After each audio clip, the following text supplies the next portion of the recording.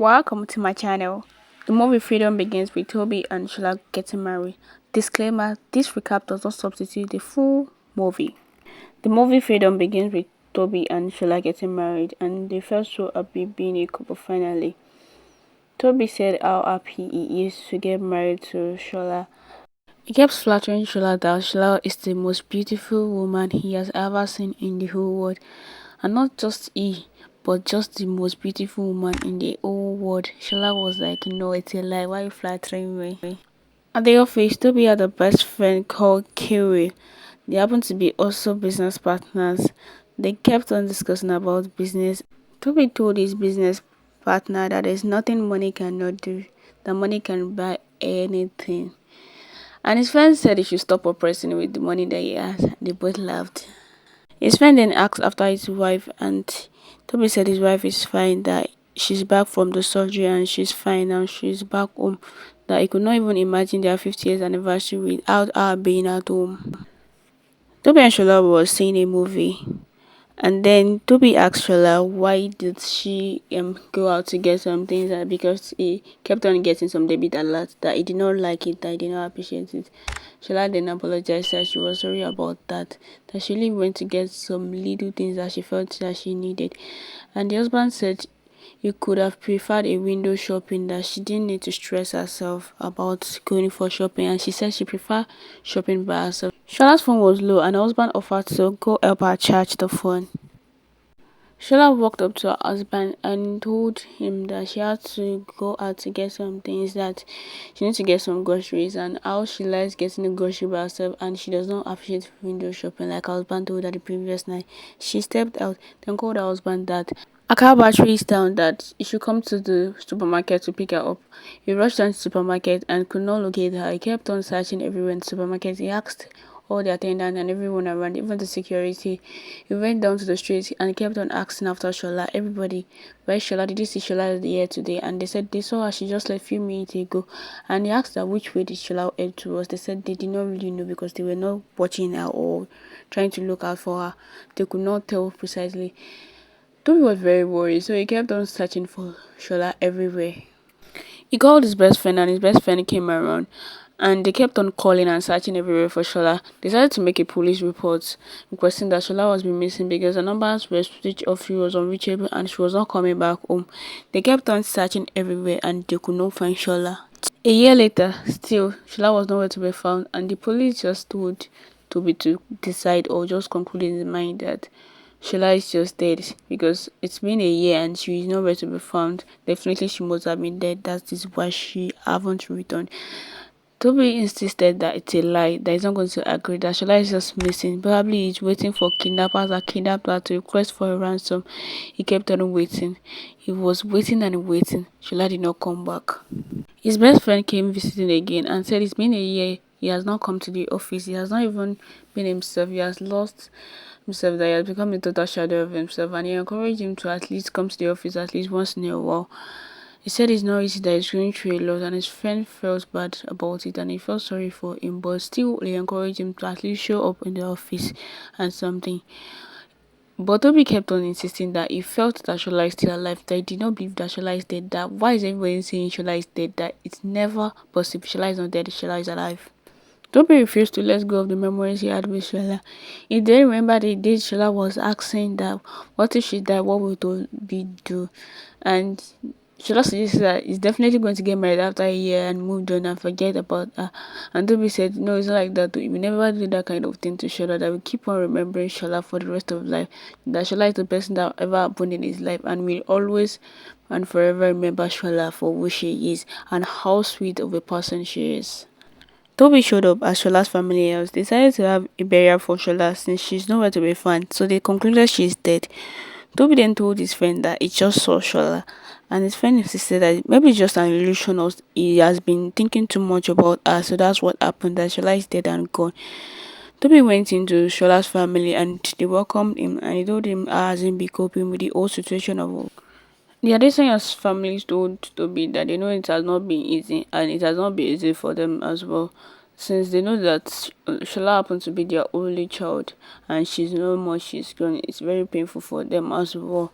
And Toby asked her, why did they find it so easy for them to just conclude that Shola is gone like that? They said they have to take their faith that she's gone and move on since it's been a year and she was nowhere to be found anymore. Toby decided to show up at work and his best friend is very happy to see him and he feels like, oh, finally Toby is moving on and letting go of Sheila. He said he could never in his life. His friend welcomed him and informed him that they had a big deal for the day that he should prepare ahead. Toby's business partner said that Toby decided to check the laptop and he noticed some mail came in. He had access to all Shola's bank and email and the likes. So when he checked the mail, he checked Shola's mail, only for him to discover that somebody has been deducting money from Shola's account. He then called the bank manager to confirm and they said there's no help they could do for him that since he is not the owner of the account and there's nothing he could do. He then told the bank manager is the next of kin that did he know what he's doing. He said yes he is, he knows this profession and they are do and done to his profession that could not break the rule of his profession. He then got angry and Toby threatened that if he did not do what he wants, he's going to make sure that he does not get any job within the state or within the country or anywhere in the world that's going to finish his life and destroy his whole life. The man still insisted that he's not going to give him the document and he's not going to except he gets police reports or police get involved in the investigation. That is the only condition he's going to release the information. Toby was very angry, so he walked out and he called one of his friends who happened to have a bank and the friend decided to help him out on the issue. His friend then helped him dig into the matter and send him the information he needed.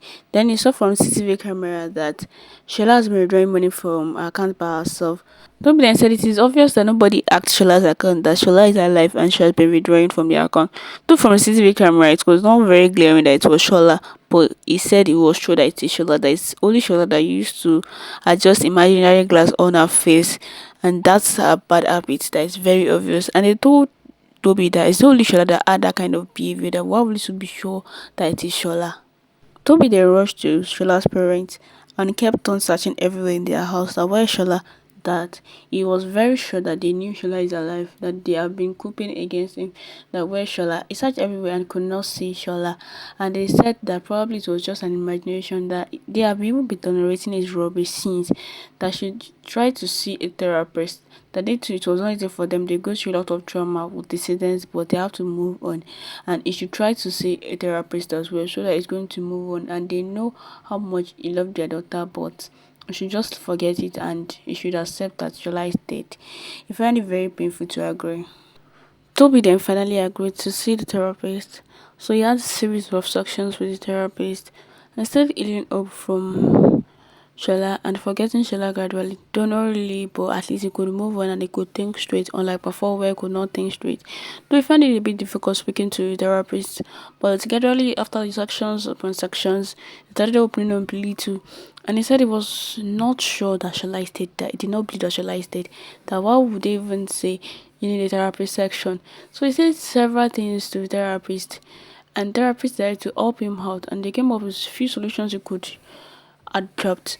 They told him to just let go of Shola's memory, like things that should belong to Shola. He should just try trashing it out of the house, and some other things. He gave him different tips to follow, and he followed it. After the sections, Toby finally decided to go back to work. His best friend was very happy to see him back at work, and he arranged a date for Toby then decided to go on the date so he could let go and move on and feel a bit happy and look back like he is alive and feel so much alive back. His best friend then agreed that he actually needed the date a lot so he could at least feel relaxed and chill and feel refreshed here outside.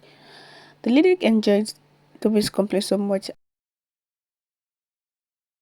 and asked how long has Toby been rehearsing the sweet words Toby was saying to her. Toby said, it must have been very obvious that he started rehearsing no longer enough. That is why she could easily detect it that he has been rehearsing all the lines he has been saying.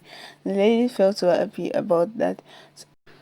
Toby's friend walked in and accused him of missing one of his big events, and Toby apologized that he forgot totally, but he asked that did he miss his money or his presence exactly in the event. And I sent it to him, but his money at least that they had so much children together that very year that Toby should take a few picture of the event and how people were very happy and how they were able to cover a lot.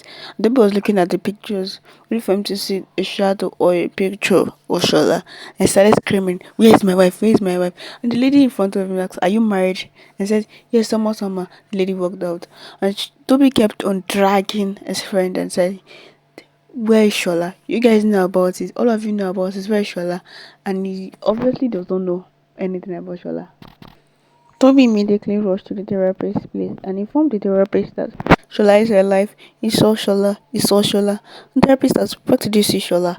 On my friend's phone. Said, "How will you believe that you saw somebody just by a mere image of the person on the phone? That how is it sure that that is Shola? Any other person can look so much like Shola like that. That why is he so confident that it's Shola?" I said, "Even if you see Shola in the dream, he's very certain that it's Shola. That therapist should not play any mind game with him.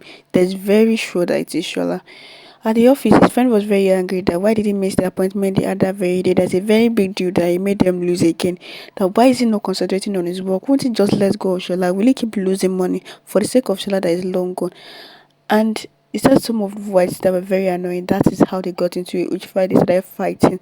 And he kept on screaming that Shola is alive, Shola is alive, believe me, Shola is alive. So his friend could no longer punch him, started crying. His friend pitied him so much. Toby finally decided to take advice from his therapist. His therapist gave him a number to call when he's ready for the final action. He called the number and said they should immediately set up the place before he changed his mind. They assigned some nurses to him, which were supposed to assign drugs and check on him frequently. So he was taken to a separate place where they could pay much attention to him. His friend came visiting and they were both discussing if he told his friend how he's feeling.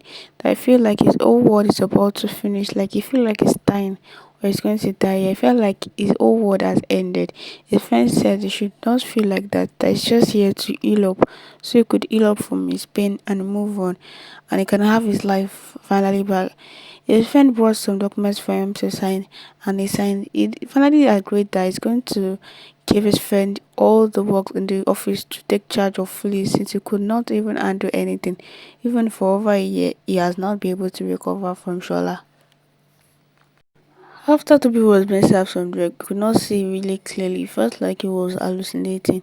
He started saying Shola, Shola. It was actually Shola in his presence. And Shola said, how could Toby forget everything he put her through? That she went through all in Toby's hand. That Toby was physically abusing her and even did not respect her at all. Did not give her any form of freedom. He beat her at every slightest opportunity. And the very day she went ahead to inform her parents, and her parents decided to call the police on Toby. Toby used his influence to get away with it and get her own father arrested. And she had to go back to Toby so Toby could release her father. And how painful it was for her family, knowing fully well she was the only daughter that was he bent on killing her. Shola also revealed how his best friend actually, helped her carry out her plan and how they've been helping her so that she could finally be free from Toby's attitude. That Toby was just a psychopath and she regrets knowing Toby in her whole life.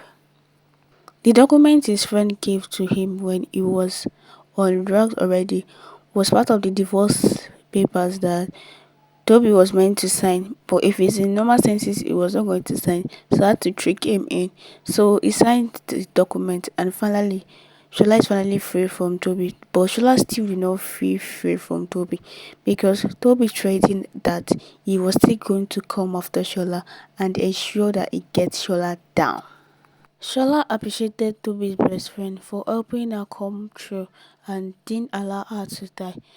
She was very grateful and she also appreciated the therapist for all the role they played in her life and they ensured that she finally got a successful divorce from Toby. But she said she didn't really feel as much peace, knowing fully well that Toby is alive, that is going to come after her, knowing how influential and how rich Toby is. They said there's nothing they could really do about it, but at least he's going to be on drugs for the main time and Shola is going to be able to move around at least for the main time. They served Toby another drug. Toby swallowed in the drug and took the drug, but seeing immediately where the nurse left, he spit out the drug and said he's definitely going to come after Shola. Thanks for watching. Don't forget to subscribe. Bye.